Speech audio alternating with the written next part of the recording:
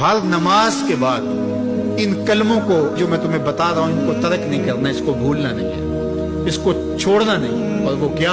اللہم اعنی علی ذکرک و شکرک و حسن عبادتک، اے اللہ مجھے توفیق دے اپنی عبادت کی، مجھے توفیق دے اپنے ذکر کی، مجھے توفیق دے اپنا شکر ادا کرنے کی۔ تو اللہ کا شکر ادا کرنے کی اس سے توفیق مانگی، مالک نعمت بھی تو دے اور اس نعمت پر شکرانے کی توفیق بھی تو عطا کر۔